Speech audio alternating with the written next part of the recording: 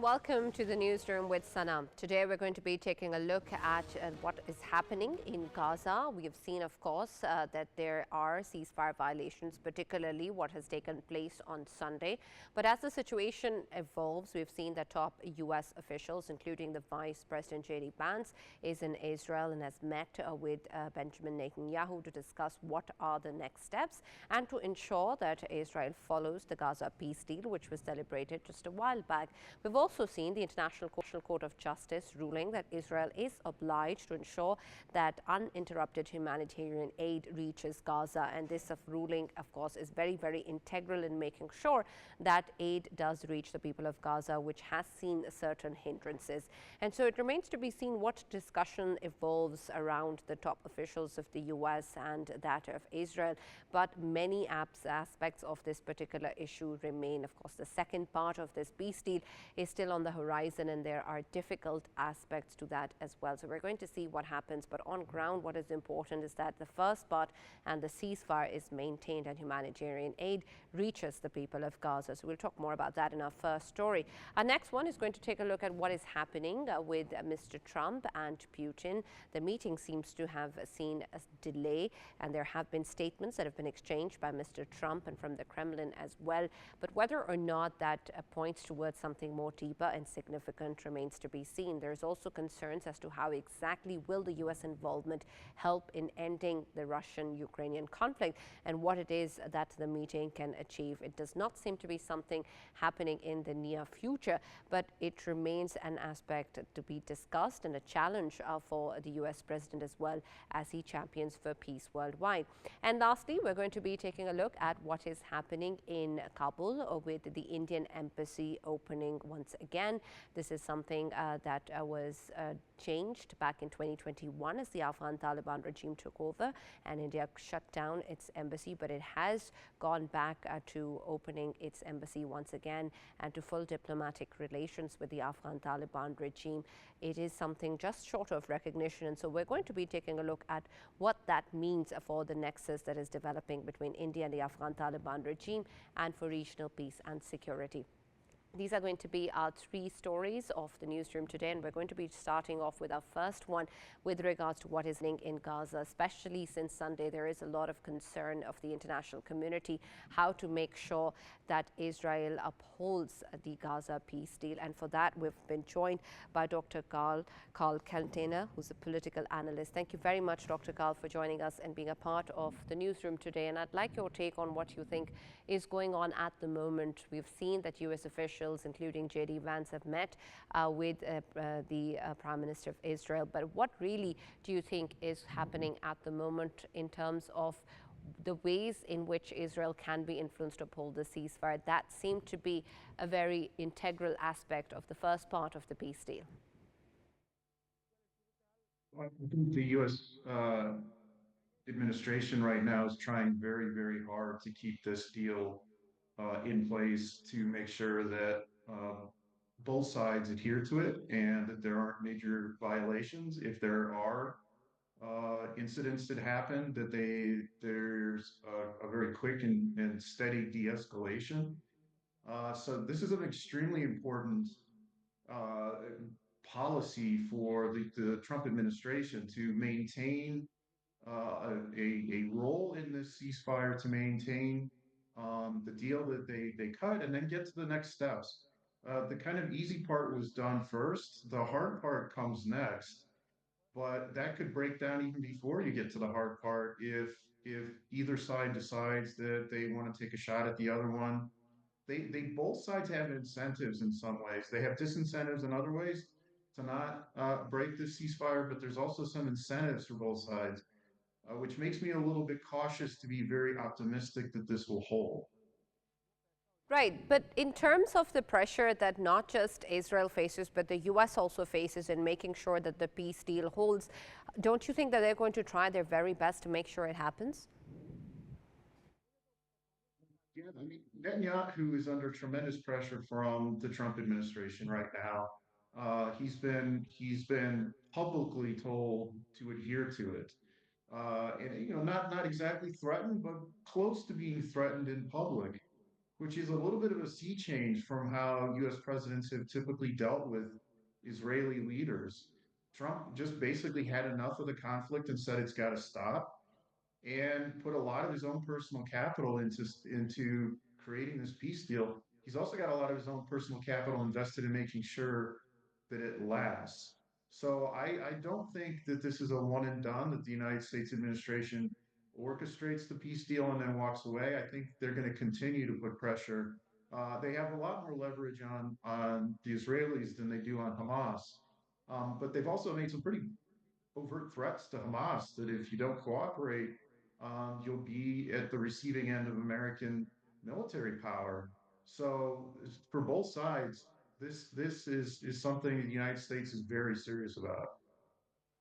Right. Dr. Karl, do you think that the ruling that has just come from the International Court of Justice adds to this pressure and makes any difference to Israel? No, not at all. I don't think Israel cares at all about the International Court of Justice. The United States backs Israel on that. The United States is not a party to the International Court of Justice. I don't think it matters at all. Right. So, in an environment where we're talking about and lauding and welcoming these measures, including, of course, this particular ruling, including what the UN earlier had said in terms of declaring it a genocide after 2 years of it already happening, what do you think then is the way forward in ensuring that the people in Gaza who are still suffering do get aid and do get help that is needed? Will the top officials and the discussions that are currently ongoing in Israel ensure that that will happen? So once again, I think there's some powerful incentives right now for the Israeli government to abide by the ceasefire. If there's any Hamas faction or other group that launches attacks out of the Gaza Strip towards Israel, it will very likely break the ceasefire. And I truly hope that doesn't happen. Um, in some ways, the next steps are really going to be the very difficult part of this, where it's hard to imagine that Hamas will agree to some of those things that are mentioned in the multi-point peace deal. That deal actually kind of calls for Hamas to be moved off the playing field, so to speak, is not only as an armed actor but as a political actor. It's hard to imagine that Hamas will willingly go along with that. In some ways, I would wish that they would just continue with the status quo as it is now. But Israel will not abide by a Gaza Strip that is governed by Hamas. Uh, but it could be very destabilizing to try to disarm Hamas and then move towards a multi actor governing framework for Gaza. I think that's where the really fraught part of this. And what about the domestic pressures that Netanyahu faces as we move closer to the elections? Do you think it'll be more and more difficult for him to discontinue this genocide? He depends on some very extreme right-wing parties in his coalition. If somehow he can convince other more moderate parties who are more willing to uh, compromise with Hamas, then he may be able to move forward and not continue with the violence. But one of the things that really worries me is that because he's got such extremist coalition partners, that they can push him to restart violence. At the slightest provocation, that could happen. It is, to me, a significant concern. And he depends on staying in office to avoid legal jeopardy. That's been the case for a couple of years now, and it still continues. Trump tried to intervene to solve that problem by saying just pardon him. He said that in the Israeli Knesset to the president of Israel, pardon Netanyahu. I don't see that happening. And so this leaves Netanyahu in a very perilous political situation where he may view it in his own best interest to go back to the campaign of violence against Hamas. Right, and particularly when we talk about the next steps, there is also then concern as to how exactly will we move forward with the disarmament of Hamas and Hamas not being part of any sort of government structure or authority that we're looking at in the future. And we keep on hearing the US president mention this and talk about the fact that if Hamas doesn't do so, the US will step in and will make sure it happens. What does he mean when he says that? What sort of involvement do you see by the US? That's a very good question. I mean, if I look at that statement and take it at face value, that means the United States introduces forces of some nature, I would assume U.S. military, to enter into the Gaza Strip and engage in military actions against Hamas and either destroy or disarm Hamas. That's an extremely drastic step for the United States to take because that means then we become a direct party to the war, not the kind of supportive party to the war that the United States has been. For the United States to become a direct party to the war means that public opinion in the United States will potentially shape how this goes forward.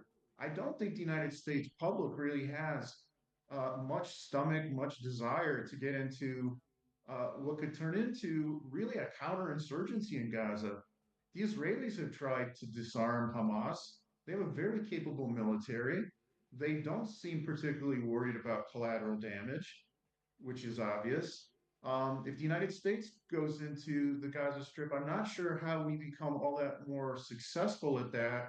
Obviously, the United States has tremendous military capabilities, but the ability to hunt down people in a rubble-filled strip like Gaza, that's really difficult to do, even with the most sophisticated technology and extremely well-trained troops. That's just not an easy thing to do. Absolutely. Then, when we move on towards making sure that Hamas is no longer a part of any future that Palestine holds, how exactly will that happen on ground? Because Hamas is not just a bunch of fighters, even if there is disarmament, and that is a big if in terms of how the situation evolves. What then will a Palestinian Authority or a government structure look like? And how exactly will Hamas, not just in terms of the fighters on ground, but as the ideology that is so much seeped into the region, will be eliminated? I wouldn't do that, to be honest. I don't see it happening, at least not without a great amount of violence. Even if the Palestinian Authority was to come into the Gaza Strip, Hamas wouldn't simply lay down its weapons and surrender itself to the Palestinian Authority. One of the things people have to remember is that there's a lot of blood that's been shed between those two organizations. When Hamas took over the Gaza Strip, Hamas hunted down Palestinian Authority officials and executed those that they could find, and the rest were kind of driven out of the Gaza Strip. Um, yeah, I mean, we've seen what Hamas has done since the ceasefire.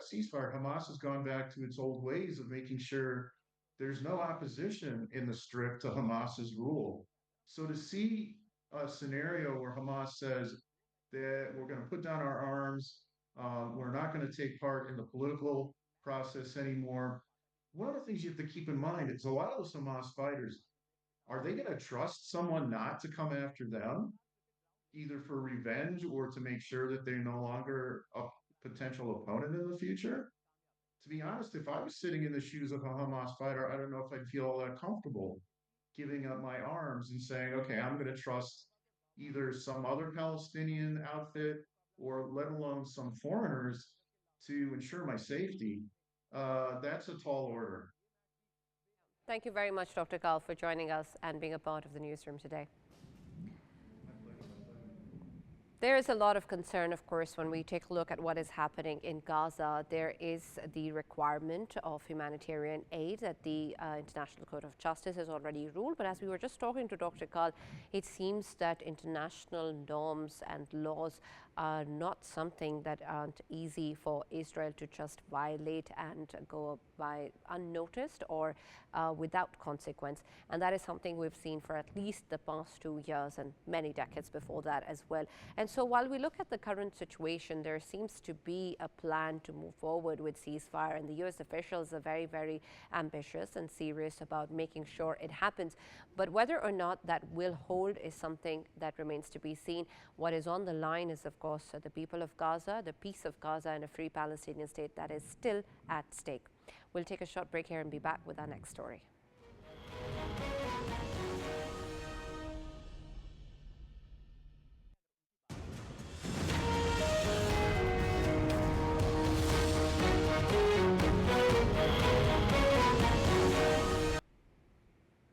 Welcome back to the newsroom with Sanam. We're now going to be taking a look at our next story that will focus on what is happening with regards to the Russia-Ukraine conflict, and particularly in terms of what meant to happen but did not. The meeting between Mr. Trump and Mr. Putin was something that was on the horizon and everyone had eyes on, but unfortunately it seemed that it is not likely to happen in the near future. We heard statements coming in from the Oval Office where Mr. Trump said that he does not want the meeting to be a waste of time, and this was something that was then echoed by the Kremlin as well, saying that they also don't want any time to be wasted.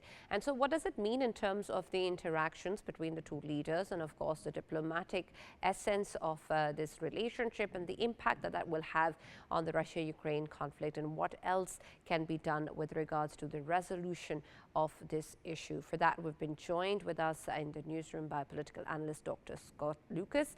Thank you very much, Professor Scott, for being a part of the newsroom today. I'd like your take on what you think was this exchange between Mr. Trump and Mr. Putin, and the words that we're hearing from the Oval Office and the Kremlin. Do you think this points to something more serious, or do you think the meeting was just cancelled due to some reasons which are perhaps not that significant? No, it's serious, and because the Kremlin scuttled the meeting. And I think to establish that, let's walk through what happened over the past week.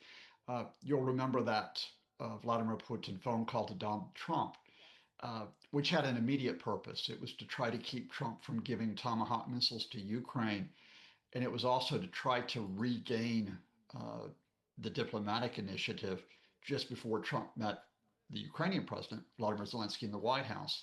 Now, Putin succeeded with the first ambition.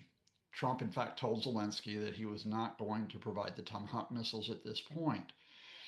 But Putin did not fully succeed on the second part of this. Initially, Trump told Zelensky, he repeated the Kremlin's talking point, which is that Russia has to get more of Ukraine. They have to get all of this region called the Donetsk region, which is in the east of the country. Ukraine has about 25% of that region, but it's a very important 25%. It's the key fortified area. By the end of the meeting, Trump had come around to the position, okay, Russia can continue to occupy the areas it holds, but it cannot advance. Talks need to proceed with a freezing of the front lines. Now, that is not acceptable to the Kremlin. They made it clear it's not acceptable. They want to keep on with the ambition to claim more of Ukrainian territory. And what you had by Tuesday, by yesterday, was the Russian Foreign Minister, Sergei Lavrov, saying, canceling a phone call, canceling a meeting that had been planned with the US Secretary of State, Marco Rubio, to prepare for the summit, and saying not only must Moscow continue its objective of getting this territory, but indeed that it has to get rid of the government in Ukraine, what he called the Nazi government of Vladimir Zelensky. So Russia, in other words, chose, rather than meeting Trump and compromising by freezing the front line, to go for its maximum demands. And at that point, even Trump had to accept that the meeting wasn't going to give him anything productive. And so he called it a waste of time. Right. Professor Scott, when we take a look at the current situation, then we've just seen drone strikes happen once again on Ukraine. It seems that when we take a look at what the US president is saying, he's championing peace and he's talking about ending wars, and he really has his eyes on this particular issue as well. But do you think that there can be any parallels drawn to what he's done in other parts of the world, and when it comes to Ukraine, what's the different challenge here for him? No, I prefer to keep Ukraine in its own merits. I know you've just talked about Israel and Gaza, and in terms of both the reality and the presentation of the case, it's very, very different. I think you can treat this Ukraine story as one going back now for 8 months. which is repeatedly that Vladimir Zelensky has been able to maneuver Donald Trump into a position where he can get advantage, but then Putin has thrown away that advantage by not compromising and by continuing these assaults on Ukraine's civilians. Back in February, Vladimir Putin had direct talks with the US. Europe was not at the table, Ukraine was not at the table. He could have reached a settlement that guaranteed Russia the areas that it holds in the south and east of Ukraine, but he wanted more. After Vladimir Zelensky was humiliated in the White House a month later, Putin could have had that same deal, but he wanted more. This summer, Putin could have had that deal, but instead of accepting it, he carried out some very deadly attacks on Ukraine's civilians, which upset Trump. Every time Putin did that, it opened up the space for Zelensky, backed by the international community, but especially the European powers, to go to Trump and say, look, Vladimir Putin doesn't want to he doesn't want to give you that peace deal. He doesn't want to give you that Nobel Peace Prize. He wants these demands to conquer Ukraine, and it has swung Trump back, at least to a gradual support of Ukraine. Because most importantly, it's not just about Trump. Every time Putin has overplayed his hand, there have been Trump administration officials who have worked with Europe and with Ukraine to try to maneuver Trump. And what have we got as an outcome? The US is providing military assistance by selling it to Europe and NATO members to give to Ukraine. The US has restored intelligence sharing, not just to defend Ukraine, but for Ukraine's attacks inside Russia. And the US has struck a deal with Ukraine to provide for its recovery and reconstruction, albeit by also getting rare earth minerals in return. That's a better position, a far better position we had than when the Trump administration effectively cut off Kyiv when it took office back in January. Right, but how sustainable will such support be, given that the fact that he can take away the possibility of providing Tomahawk missiles with just a phone call from Mr. Putin? Well, it's not just the Tomahawks. See, the thing is, even if the Tomahawks aren't delivered, Ukraine now has its own drones, it has its own missiles, it has European missiles, which it actually used yesterday, British Storm Shadow missiles, and the US is providing targeting information for the use of those missiles. Now, the Tomahawks would be a valuable addition to those strikes inside Russia, but it's not essential to keep at least the campaign going to some extent. Russia has not been able to advance much on the front lines. I think they've gained 0.4 of 1% of Ukrainian territory since the start of this year. So Ukraine is not at breaking point on the front lines, and Ukraine is continuing to withstand the damage, including to its energy infrastructure, because of the financial assistance and the energy assistance it's getting primarily from Europe, but also some assistance from international bodies in the international community. Clearly, more Trump support would help Ukraine even further, but the story of the year has actually been that Ukraine has survived even without Trump being fully behind it. Right, absolutely. And what I want to understand then is how much of US support is needed, one, and secondly, how reliable that support is. Would it be open to shifting stances or shifting relations with Russia? You have What you have to do, given the Kremlin has these maximum demands, you have to get them to the point where they realize they can't achieve them either militarily or diplomatically. So first, you have to get the Trump administration to the point where there is no possibility that Russia can claim more Ukrainian territory. And what happened last Friday is that Donald Trump's envoy to Russia, Steve Witkoff, the real estate developer, was in the room. And he told Zelensky, oh, look, what's wrong with giving the Russians more territory, the Donetsk region, because there's Russian speakers there. So that window was still open, not because of Trump, but because of Steve Witkoff, for Russia to think we can still achieve this. You need to close that window down. You need to say that they are firm in saying the front lines are the front lines and they are frozen. And then you need to close off the idea that Russia thinks it can win the contest militarily or economically. So there does need to be more U.S. contribution in terms of Ukraine's air defenses, and there needs to be the U.S. joining security guarantees for Ukraine. That if Russia was to restart this conflict, that the U.S. would be involved in providing assistance. It wouldn't just be Europe. It wouldn't be other countries, say like Canada or Australia, that are backing Ukraine. And I'll add one other thing. There really needs to be, including from countries like Pakistan, a firm message which isn't taking sides in this conflict, but which is saying to the Russians, you need to stop. You need to stop this and you need to negotiate because Russia counts on countries like Pakistan, it counts on countries like India, it counts on other countries like China to give it a window to say they're not criticizing us, they're not coming after us, so it's still okay for us to attack. What's the sentiment like from within Russia? Are the people of Russia demanding the same from Putin?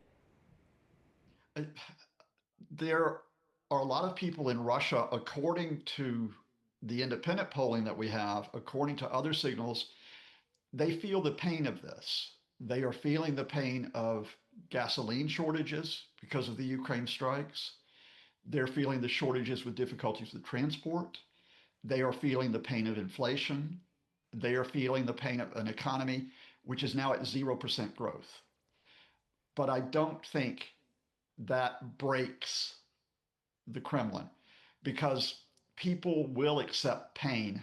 They'll accept pain in some cases because they support the assault on Ukraine, but they'll accept the pain in some cases because they feel like there's not much we can do about this. The Kremlin's going to go ahead and do this anyway, and they know that in some cases that if you come out against the war, you can face very severe punishments. So I think the effect right now of the sanctions and the economic measures, including the Ukrainian attacks, is not to turn the Russian people against the Kremlin, but it's to constrain Russia's military capabilities. That they just can't find the resources to keep driving month after month, not only to take over the east of Ukraine, but somehow to make the Zelensky government surrender so that they can install a replacement.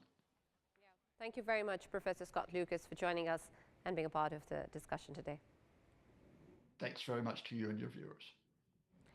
It's important, of course, to see what really is going on at the moment on ground. But what is integral is that there is peace in the region and that parties to all international conflicts understand that. And we've seen that there's a lot of movement coming in from the European and the US side with regards to the Russia-Ukraine conflict. But what happens on ground remains to be seen. And there has to be more pressure towards resolving this conflict. And it seems that is at least what the rhetoric is. But the meeting between Mr. Trump and Putin is for now delayed. We'll see what happens next. We'll take a short break now and be back with our last story.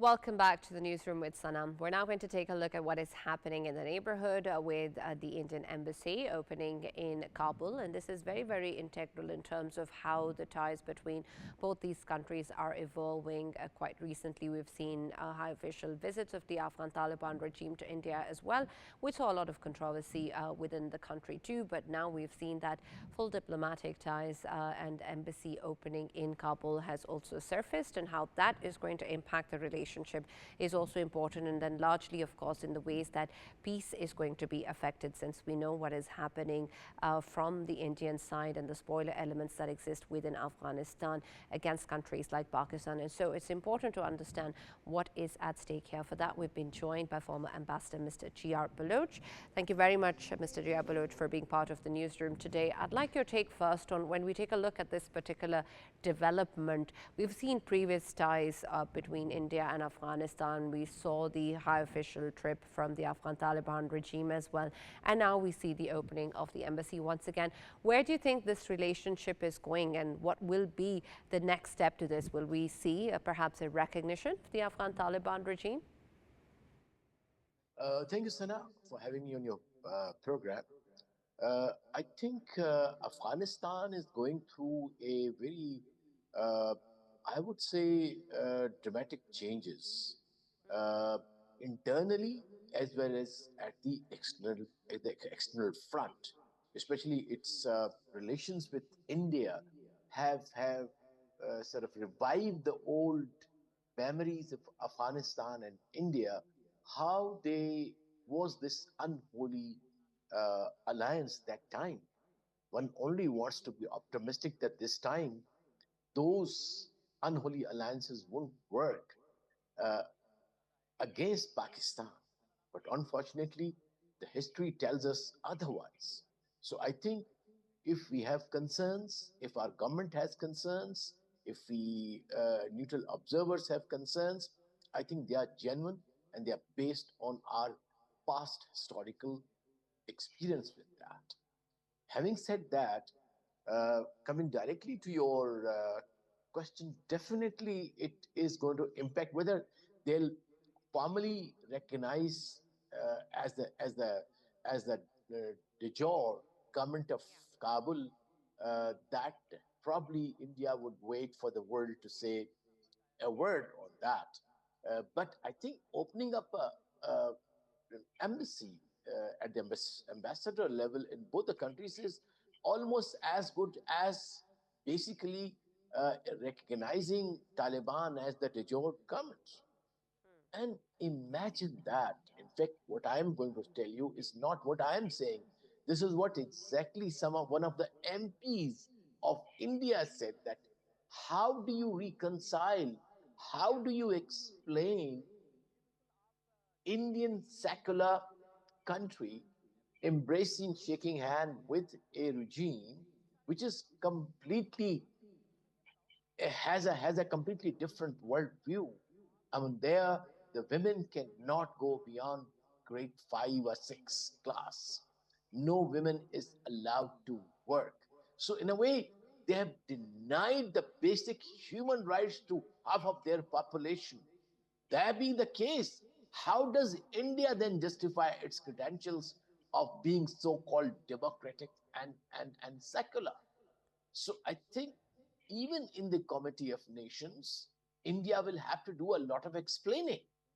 Of course, we'll take care of whatever threats might come in our way because we have seen them, we have neutralized those, we have a good idea how when these two uh, countries come together, unfortunately, with a not very favorable view of our country and especially India, which is totally primed to follow the de Gaulle doctrine. So my fear is that perhaps this is de Gaulle too, in terms of its lethal sub-conventional offensive against Pakistan, because now here it's not only the non-state actors which might help India. But if the Taliban go the Indian way, we hope they don't. We don't expect them to be working against the interest of Pakistan. But if they go in the worst case scenario,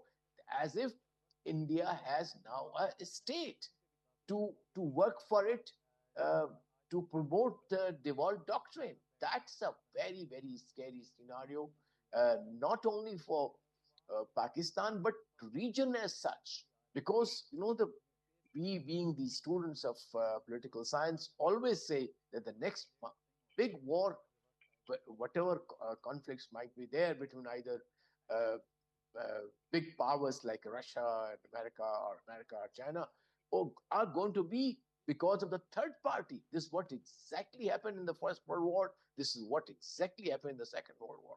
So a third party in the shape of Afghanistan, which is unfortunately governed by Taliban, which do not agree on how the civilized world of today, a democratic world of today, a world of coexistence, a world run on the basis of UN Charter works. So we have a big challenge at our hands. Yeah. Absolutely. Ambassador Saab, there's also concern of how, when we take a look at these links evolving and the situation as it is, there is concern that the nexus that is developing, that already existed in the past as well, in terms of the spoiler elements, in terms of the proxy war being fought, will be strengthened by this step as well. How do you see that in terms of the way that most recently also this engagement has increased, and the current scenario in which, of course, we are asking for assurances from the Afghan Taliban regime to make sure that their soil is not used against Pakistan? How then will this nexus between India and Afghanistan affect the situation? Yeah, I think for that, we probably have to draw certain red lines. They need to be conveyed in no uncertain terms to the Taliban regime in Kabul, as well as to Delhi, despite the fact that we don't have all the channels. But I think channels have to be found that any adversarial use of their presence in Kabul would be also met with the same robust response as we did to their so-called Sindoor uh, invasion and then our Mark I hack. So I think a clear message of the cost that will be inflicted on the Taliban if uh, they get used by India, and same should be the message for India that the costs would be enormous if they try to foment trouble in Pakistan by using the Afghan territory. And perhaps we have to also apprise our other regional countries who have interest in seeing that Afghanistan is not used as a playing ground, as a breeding ground for terrorism, international terrorism, which crosses into Pakistan and other regional countries. So I think a regional approach still should be kind of tried. It should be worked. Of course, bilaterally, we have created that deterrence between India and Pakistan, and almost a deterrence between now Afghanistan and the Taliban regime in Pakistan by giving them a very, very strong message. Nonetheless, I think still a lot of diplomatic work has to be done, a lot of regional cooperation has to be done. And I think this is where we need to go now after what has unfortunately happened, which should not have happened. We know that. But we had no choice when our own sons and daughters are losing their lives innocently by in the hands of those terrorists, which are being given shelter, are being given safe havens in Afghanistan. I think Pakistan had no option to do it. But we make sure that now India doesn't go beyond this. Yeah. Yes, Sana. Right. Thank you very much, Ambassador Baluch, for joining us and sharing your valuable insight. There is a lot of concern as to what the situation is, and as the ambassador was speaking about, it is just short of a formal recognition what India has done in terms of opening the embassy and in terms of the ties that it is currently enjoying with the Afghan Taliban regime. What is a matter of concern is the linkage of terror networks across borders and the role that India has been playing in the past and using Afghan soil against Pakistan, and this is integral in terms of any country and the reassurance that the Afghan Taliban regime need to provide in terms of making sure that their country is not used against any other, and the safe havens that are existing within their country are dealt with a firm hand. But that is, of course, something that will be evolving, and the situation remains to be seen how much of this is upheld by the Afghan Taliban regime. But that is something that Pakistan has made it very, very clear, and that there will be no such thing that is coming from Afghanistan that it will be tolerated or accepted and will be taken as a violation of the current ceasefire. That's all that we have from the newsroom today. We'll now see you tomorrow.